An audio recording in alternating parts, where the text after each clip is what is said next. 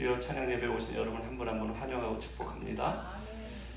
오늘 주신 말씀 먼저 같이 읽도록 하겠습니다. 출애굽기 17장 8절부터 16절까지 말씀입니다. 구약성경 출애굽기 17장 말씀입니다.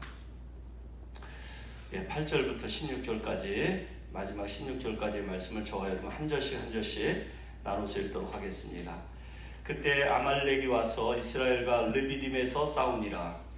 모세가 여호수아에게 이르되 우리를 위하여 사람들을 택하여 나가서 아말렉과 싸우라. 내일 내가 하나님의 지팡이를 손에 잡고 산 꼭대기에 서리라. 여호수아가 모세의 말대로 행하여 아말렉과 싸우고 모세와 아론과 훌은 산 꼭대기에 올라가서 모세가 손을 들면 이스라엘이 이기고 손을 내리면 아말렉이 이기더니 모세의 팔이 피곤하며 그들이 돌을 가져다가 모세 아래에 놓아 그가 그 위에 앉게 하고 아론과 홀이 한 사람은 이쪽에서 한 사람은 저쪽에서 모세의 손을 붙들어 올렸더니 그 손이 해가 지도록 내려오지 아니한지라.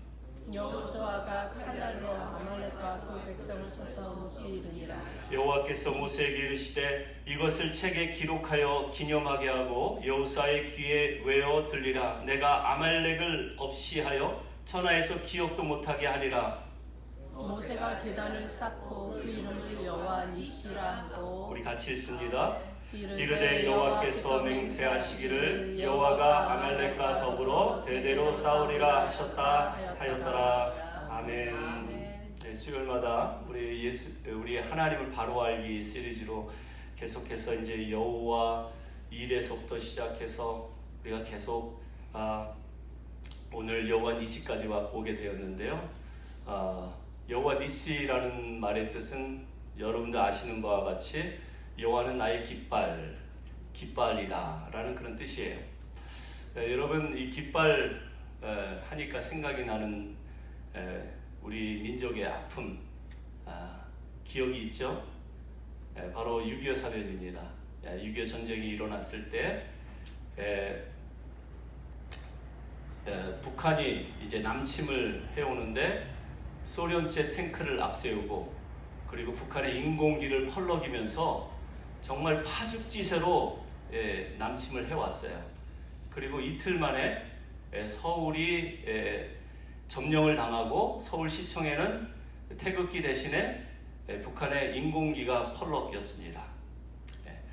그리고 이제 그 여세를 몰아서 계속해서 이제 밑으로 남쪽으로 그렇게 침략을 하다가 마지막 이 낙동강 전선에서 이제 부산만 점령하면 대한민국은 태극기가 아닌 북한의 인공기가 펄럭이는 공산국가가 될 수 있었는데 반전이 일어났죠. 바로 미국의 메가더 원수가 이끄는 연합군이 이제 인천 상륙 작전을 통해서 석 달 만에 서울을 빼앗긴 지 석 달 만에 다시 서울을 탈환하고 서울시청에 태극기를 꽂았습니다. 그리고 또 그 여세를 몰아서 이제 북한으로 쳐들어 올라갔는데 백두산 꼭대기에 또 태극기를 꽂았어요. 여러분 잘 아시는 바와 같이 그런데 어떤 일이 일어났습니까?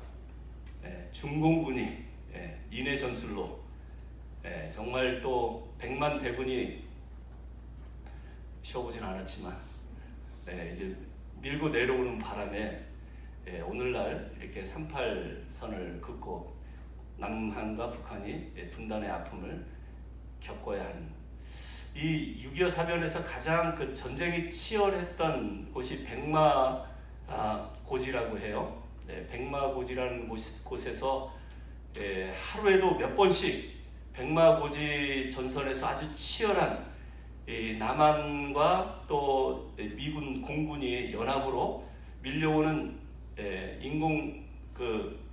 북한의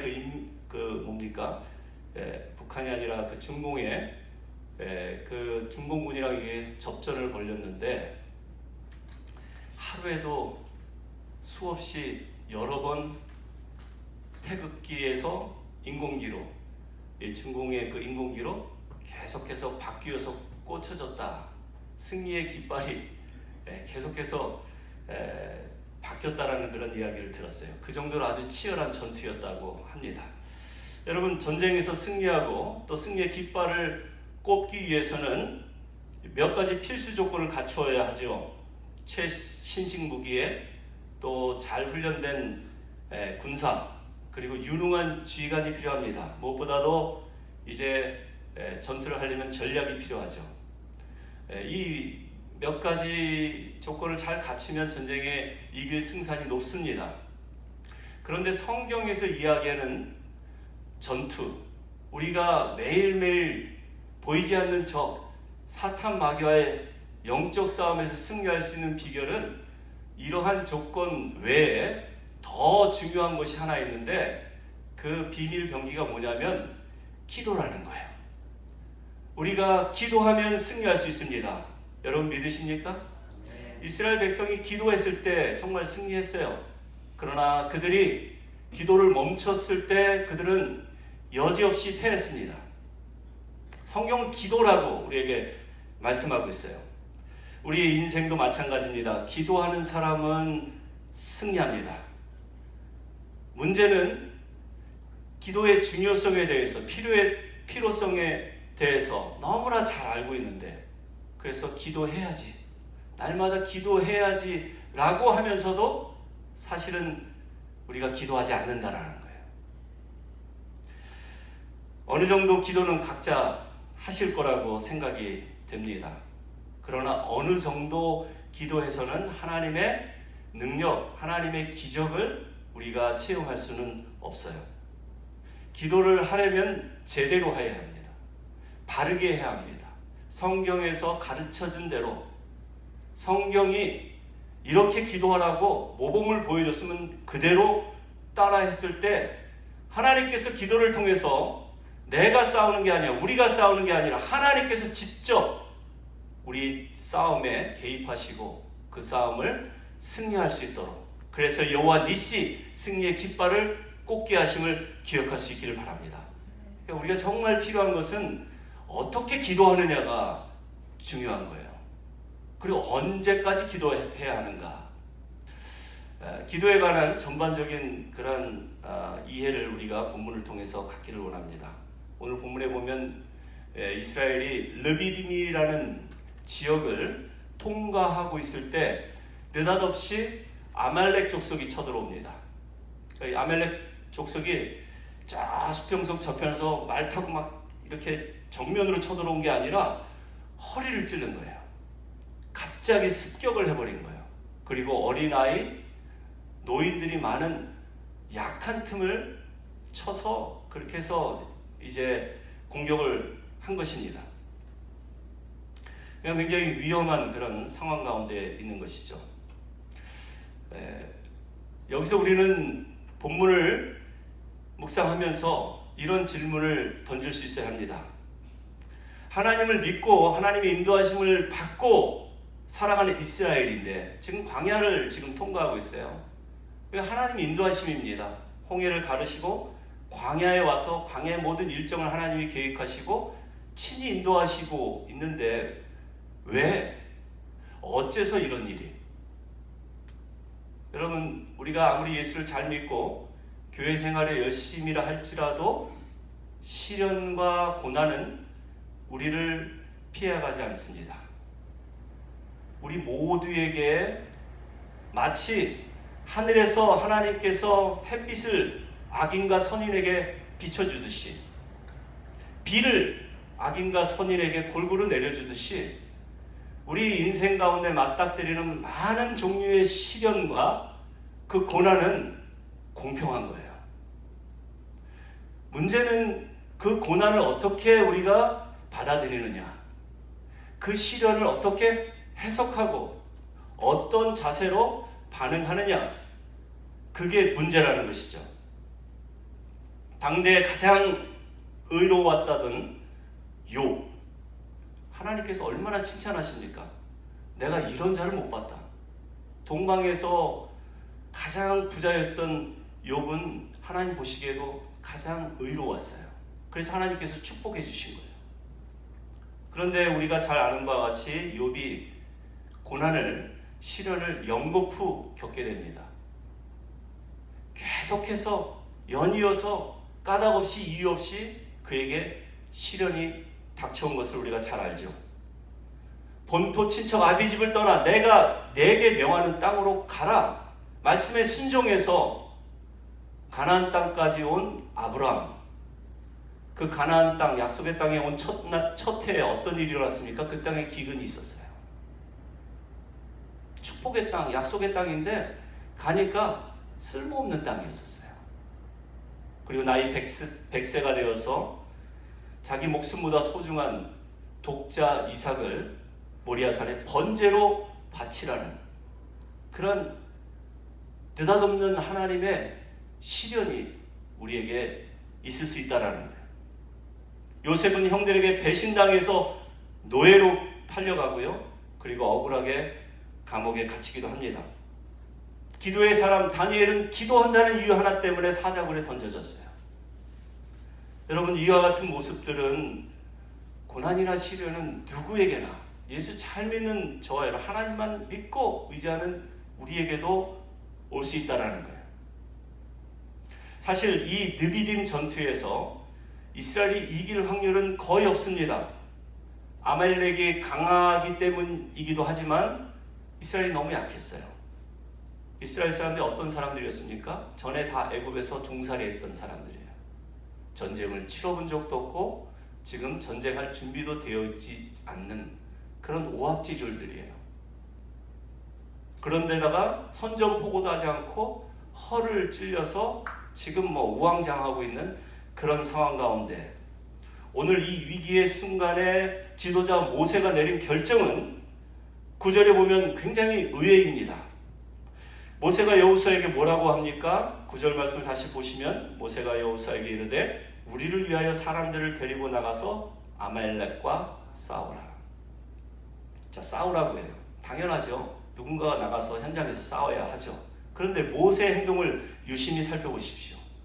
나는 내일 내가 하나님의 지팡이를 손에 잡고 산 꼭대기에 서리라.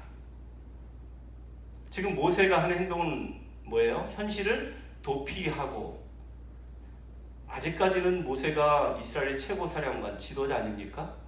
지도자가 앞장을 서야 되는데 자기는 산속으로 올라가겠대요. 그리고 산 꼭대기에서 하나님의 지팡이를 잡겠대요. 어떻게 보면 굉장히 비겁하고 무책임한 그런 모습일 수 있습니다. 이런 위기의 상황 가운데서. 그렇지만 모세는 기도가 승리의 비결이라는 사실을 알았어요. 그리고 그 결과가 어떻게 나타났습니까? 11절 말씀 한번 띄워주세요. 11절 보시면 같이 읽습니다. 모세가 손을 들면 이스라엘이 이기고 손을 내리면 아말렉이 이기더니. 모세가 기도하니까 누가 이긴대요? 이스라엘이 이긴대요. 손을 내리면, 기도를 멈추니까 아말렉이 이겼대요. 여러분, 모세는 알았어요. 기도가 얼마나 파워풀하고 기도를 통해서 전쟁의 성패가 하나님께 달려있음을 알고 하나님을 끌어들이는, 하나님께서 싸워주셔야지만 승리할 수 있다는 사실을 모세는 잘 알고 있었어요. 그래서 나는 산 꼭대기에 올라가서 두 손을 높이 들고 하나님께 기도하겠다라는 거예요. 미국의 제16대 대통령 에브라임 링컨 대통령은 역사상 많은 대통령이 있었지만 가장 존경받고 추앙받는 대통령이라고 하죠. 훌륭한 대통령이 얼마나 많습니까? 그런데 이 에브라임 링컨이 이렇게 존경받고 추앙받는 이유는 노예 해방 때문에 그런 게 아니에요. 그가 기도하는 사람이었기 때문에 그렇습니다. 많은 정적이 있었어요. 정치판에 뛰어들고 자기를 끌어내리려고 하고 대적했던 많은 라이벌들이 있었고, 하지만 그 모두를 기도로 끌어안았어요. 그들을 위해서 오히려 기도하고 하나님의 은혜를 구했어요. 나중에 그런 정적과 라이벌들을 자기 왼팔 오른팔로 삼아서 국정을 운영합니다. 그래서 정적이 없는 대통령이에요. 그는 어릴 때 공교육을 받지 못했습니다. 초등학교 졸업이 끝이에요. 그리고 사랑하는 어머니를 어린 시절 여휘었어요. 어머니가 남긴 유산이라고는 낡은 어머니의 성경책 한 권. 그 어머니의 성경책, 그 낡은 성경책을 날마다 읽고 또 묵상하면서 어린 시절을 보냈대요. 그리고 나중에 대통령이 돼서는 그는 백악관을 기도실로 바꾼 대통령으로 유명합니다. 얼마나 많이 기도했을까요? 수많은 정적들이 라이벌이 자기를 끌어내리려고 하고 교묘하게 술수를 써서 국정을 방해하고 하는 그런 사람들 일일이 하나님 앞에 올려드리면서 기도하며 하나님, 내가 이 나라의 대통령으로서 하나님을 기쁘시게 해드리는 일이 무엇입니까? 이 나라에 여전히 인종 때문에, 문화 때문에 차별이 있고 편견이 있는 이 땅에서 노예 해방이라는 것이 하나님의 뜻인 줄 알고 그는 목숨 걸고 노예 해방을 위해서 헌신했습니다. 기도하면서 하나님이 주신 그 마음, 그 뜻대로 순종한 거예요. 여러분, 링컨 대통령의 승리의 원인은 기도였습니다. 구약의 스가랴 선지자도 승리의 비결을 이렇게 말씀하고 있죠. 만군의 하나님 여호와께서 말씀하시되 이는 힘으로도 되지 아니하고 능력으로도 되지 아니하며 오직 뭐로 된대요? 나의 영으로 되느니라. 기도하는 가운데 성령께서 우리에게 충만하게 임하시면 그 성령께서 우리에게 지혜를 주시고 능력을 주시고 은혜를 덧입혀 주셔서 이 일이 불가능한 일이 아니도록, 이 일이 하나님이 하신 일이도록 나타내 주시겠다라는 거예요. 여러분 믿으십니까? 우리 예수님도 동일한 말씀을 하셨어요. 기도 이외에는 다른 것으로는 이런 종류가 나갈 수 없느니라. 제자들이 귀신 들린 그 아들을 둔 아버지, 제발 내 아들을 좀 고쳐달라고, 불 속에도 들어가고 물 속에 들어가고 이렇게 간질병이 걸려서 죽어가는 내 아들이 불쌍해서 데리고 왔으니 좀 살려달라고 했을 때 제자들이 트라이를 했어요. 안 한 게 아니에요. 나세 예수의 이름으로 명하노니 귀신아 물러가라. 여러 번 침 튀겨가면서 아마 그렇게 외쳤을 거예요. 그런데 아무 일도 일어나지 않습니다. 변화산상에서 베드로와 요한과 야고보를 데리고 영광된 모습으로 변형됐던 예수님께서 산 아래에 이 소동이 일어난 것을 보고 그리고 하신 말씀이에요. 기도 외에는 이런 종류가 나갈 수 없느니라. 전에 귀신을 내어 쫓은 경험이 있는 제자들입니다. 둘씩 전도 나가가지고 우리가 주의 이름으로 귀신도 쫓아내고 병자들도 고치고 우리 다 했습니다. 자랑했던 제자들인데 왜 안 됐을까요? 경험 가지고 되는 게 아니에요. 지식 가지고 되는 게 아닙니다. 기도하면 성령께서 역사하시고 기도하시면 하나님께서 일하심을 예수님께서 강조하시는 거예요. 오늘날 우리 시대에 가장 심각한 문제가 있다면 무엇입니까? 기도 외에 다른 종류를 의지하고 있는 거예요. 사람의 방법, 세상의 방법들을 기도 외에 생각하고 있는 거예요. 항상 기도하면서도 하나님 응답하실 줄 믿습니다 하면서도 플랜 B를 생각하는 거예요. 이거 안 되면 이렇게 하지 뭐. 그러면 하나님 일하시겠어요? 이거 안 되면 이렇게 할 수 있다라고 생각하는 사람의 마음속에 그 믿음을 보시고 일하시겠습니까?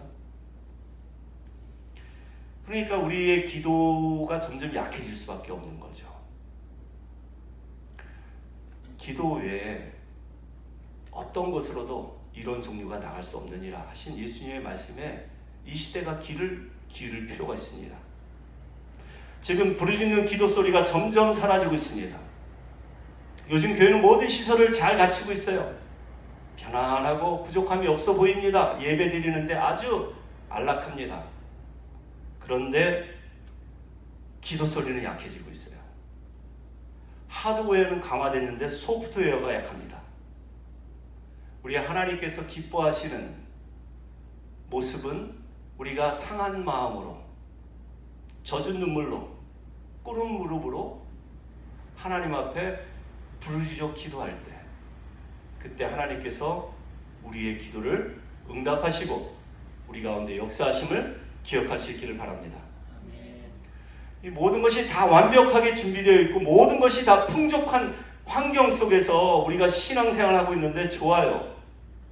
모든 일이 잘 돌아가고 사역도 잘 돌아간다고 해도요, 기도가 없다면, 정말 우리가 부르짖어 간구하지 않는다면 영적인 실상은 그 교회는 죽은 교회예요. 우리 예수님께서 분명하게 진단하지 않아요? 요한계시록의 7개 교회 중에 4대 교회. 겉모습은 아주 아름답고 의리의리한 성전입니다. 사람들이 많이 모이는 4대 교회예요. 그러나 예수님의 진단은 어떻습니까? 너희가 살아있다 하나 실상은 죽은 자로다. 여러분, 우리 교회가 살아있는 교회가 되기를 축원하여 드립니다. 사람들의 진단이 중요한 게 아니라 예수님의 진단이 중요해요. 우리 교회가 정말 살아있는 교회인가? 살아있으려면 기도 소리가 살아있어야 돼요. 우리의 기도가 간절해야 합니다. 막힘이 없이 하늘 보좌 앞에 상달될 수 있는 응답받는 기도, 그런 기도의 주인공이 되시기를 다시 한번 주님의 이름으로 축원하여 드립니다. 기도를 대체할 수 있는 것은 아무것도 없어요. 하나님은 기도로 우리 모두를 연결시키십니다. 기도로 하나 되게 하세요. 기도를 통해서 여러분의 가정과 이 교회가 성령의 충만함을 받고 성령의 인도하심을 받게 하십니다. 그리고 기도를 통해서 우리가 하나님의 뜻을 분별하게 되는 거예요. 나를 향한, 이 교회를 향한, 우리 가정을 향한 하나님의 뜻이 분별이 되면 그때는 기도하는 가운데 순종하는 마음이 생기는 거예요. 그때 순종하면 대박이 터지는 것입니다. 놀라운 성령의 역사가 일어나는 것입니다. 지금 우리 교회에 그런 성령의 역사가 일어나고 계심을 여러분 믿으십니까? 이 기도가 쌓이니까 하나님의 응답의 그 타이밍이 기도하지 않은 제가 받는 거, 제가 수혜자인 것 같아요. 온 지 얼마 안 됐는데 교회에 좋은 그런 모습들이 많이 보이고 있어요. 우리 성도님들이 더 열심히 모이기를 힘쓰고 하나님 맡겨주신 여러 가지 사역 직분 정말 기쁘게 감당하고 열심히 또 감당하려고 노력하고 하는 이런 모든 것들이 다 기도의 열매인 줄로 믿습니다. 기도 없이 진정한 교제도 없습니다. 아무리 이 집사님, 저 장로님, 아무개 권사님 좋다고 해도요, 기도 없는 관계는 그것은 사사로운 정에 매이는 관계일 뿐이에요. 그때는 좋지만 나중에는 굉장히 힘들어질 수 있어요. 서로에게 어려운 상대가 될 수 있다라는 거예요. 그러나 기도로 동역하고 기도로 함께 중보하며 교회를 위해서 힘쓰고 기도로 연결된 사람은 사탄 마귀가 아무리 분열시키려고 해도 흩어지지 않는다라는 거예요. 기도 없이 진정한 예배 불가능합니다. 기도 없는 구제와 봉사 무의미해요. 기도 없는 전도는 방향성을 잃어버립니다. 기도 없는 선교 위험합니다.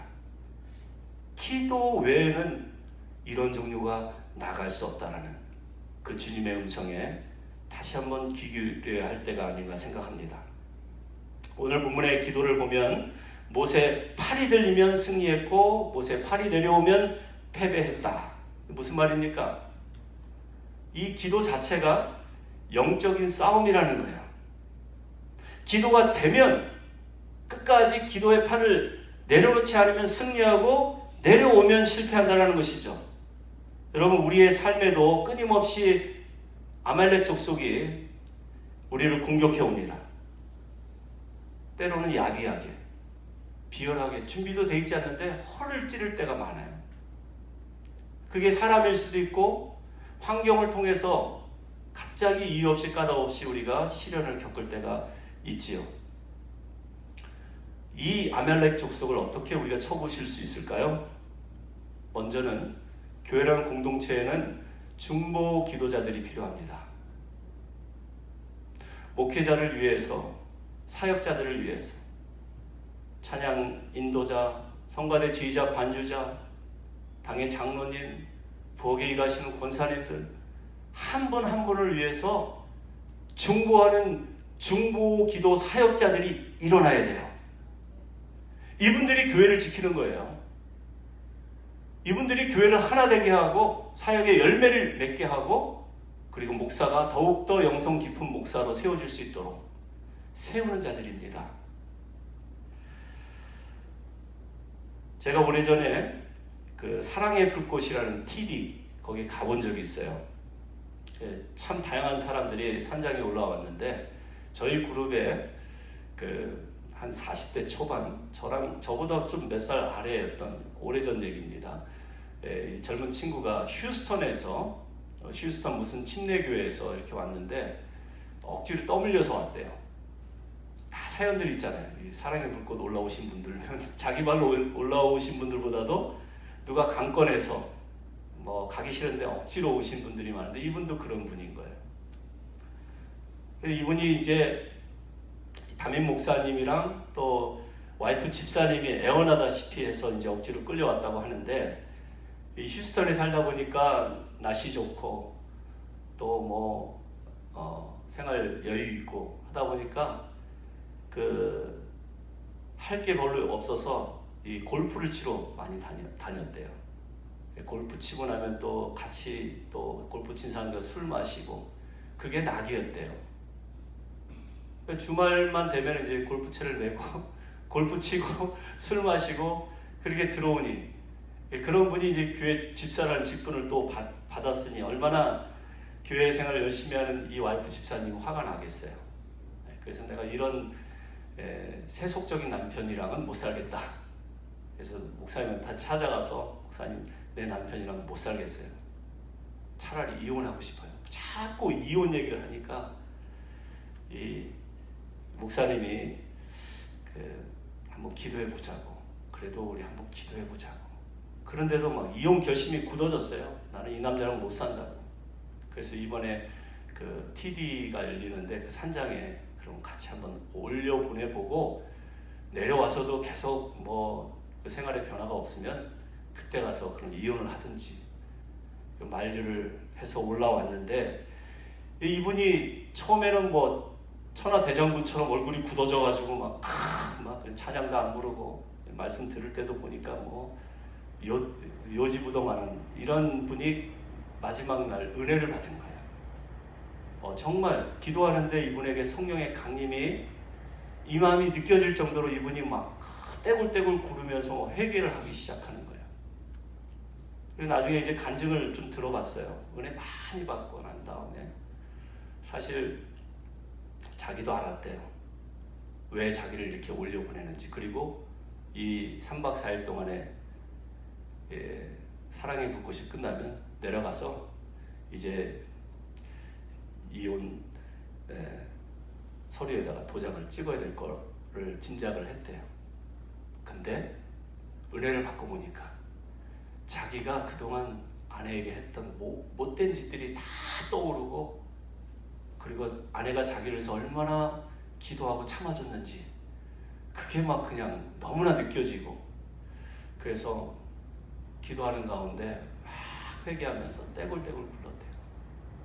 그리고 이제 내려가면 진심으로 아내를 행복하게 해주고 싶다고 아내와 함께 열심히 주의 일하고 또 기타를 잘 쳐가지고 교회 또 이제 찬양 팀에 들어가서 열심히 봉사하겠다고 그런 이야기를 들으면서 제가 오래전 이야기이긴 하지만 그 목사님을 또 생각해 왔어요. 대책 없이 그렇게 올려보내고 이혼 직전에 있는 이 가정 위해서 얼마나 기도했을까. 교회에 남아서 얼마나 이 형제 은혜 받게 해달라고 깨지고 돌아오게 해달라고 얼마나 하나님 앞에 눈물 뿌려 기도했을까. 기도의 응답인 줄로 믿습니다. 우리 하나님은 공짜가 없으세요. 우리가 하나님 앞에 믿음을 드리고 우리가 우리의 마음을 털어놓고 간절히 기도하면 너는 내게 부르짖으라 내가 내게 응답하겠고, 우리가 부르짖어 하나님을 바라보고 하나님의 은혜를 구하면 하나님께서 반드시 응답하시겠다고, 응답하실 뿐만 아니라 내가 알지 못하는 크고 비밀한 일을 내게 보이리라. 여러분, 그렇습니다. 우리가 교회를 위해서 기도해야 할 때입니다. 편안할 때가 정말 우리가 깨어 기도해야 할 때예요. 우리 교회 아멜렉 그 족속들이 느닷없이 편안한 교회를 또 공격할 수 있고요. 그리고 현장에서 열심히 사역하는 우리 집사님들, 권사님들 아무 일도 아닌 걸로 시험 들고 낙심하게 빠질 수 있어요. 이런 일들이 너무나 빈번하게 자주 일어납니다. 교회 안에서. 우연이 아니죠. 아말렉 족속의 공격입니다. 그래서 오늘 본문에도 모세가 제단을 쌓고 그 이름을 여호와 니시, 여호와께서 승리하게 하셨다 라고 하면서 맨 마지막 16절에 보니까 뭐라고 기록되어 있습니까? 이르되 여호와께서 맹세하시기를 여호와가 아말렉과 더불어 대대로 싸우리라 하셨다 하였더라. 아말렉과 전투에서 르비딤에서 승리를 거둔 거예요. 그럼 그 전투는 끝난 거 아닙니까? 그런데 뭐라고 말씀하세요? 여호와께서 맹세하시기를 여호와가 아말렉과 더불어 대대로 싸우리라. 그 아말렉은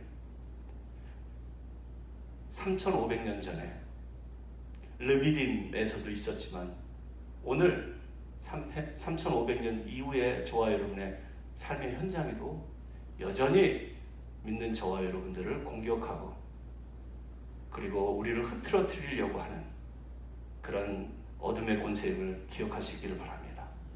그래서 기도하는 가운데 우리가 아말렉과 싸워 이길 수 있는 힘을 공급받아야 돼요. 현장에서 누군가 열심히 싸우면 그 사람을 위해서 중보해주고, 중보해줄 뿐만 아니라 함께 간구하고. 기도에 여러 가지 종류가 있습니다.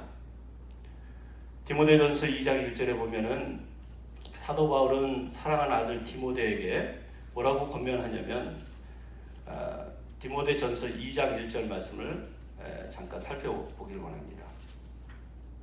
그러므로 내가 첫째로 권하노니 너희 모든 사람을 위하여, 자 보세요, 여기 모든 사람을 위하여 뭘 하냐면 간구와 기도와 도구와 감사를 하되. 기도면 기도인데 이 기도의 종류를 4가지나 따로 설명한 이유는 뭐냐면은 여러분, 우리가 필요에 따라서 하는 기도가 다르다라는 거예요. 때로는 나를 위해서 내 자신의 소원과 간절한 바람을 위해서 기도할 때도 있지만 간구, 리퀘스트, 특별하게 응급 기도를 드릴 때도 있다라는 거예요. 특별한 간구를 하나님 앞에 올려드릴 뿐만 아니라 도구는 뭡니까? 중보기도예요. 다른 사람을 위해서 기도하라는 거예요. 그 사람이 기도할 힘이 없을 때 그 사람의 왼손 오른손이 되어서 받쳐주라는 거예요. 그래서 끝까지 공동체가 밀리지 않고 역적싸움에서 승리할 수 있도록 그렇게 기도하라는 거예요. 그리고 기도의 내용 중에 항상 빠지지 말아야 할 것은 감사기도입니다.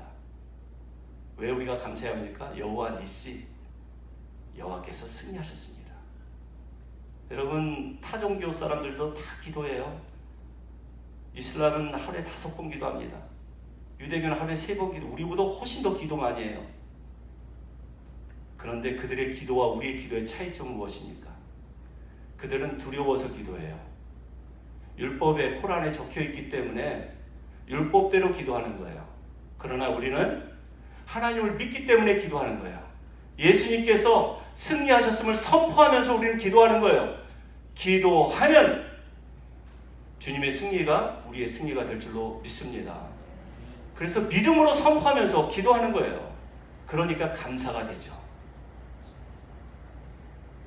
그러니까 마음에 평안이 있죠.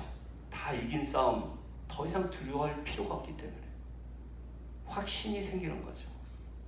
기도하면 여러분 승리하실 수 있습니다. 그런 기도의 사람들로 쓰임받는 저와 여러분 우리 모두가 되시기를 주님의 이름으로 축원하여 드립니다. 우리 같이 한번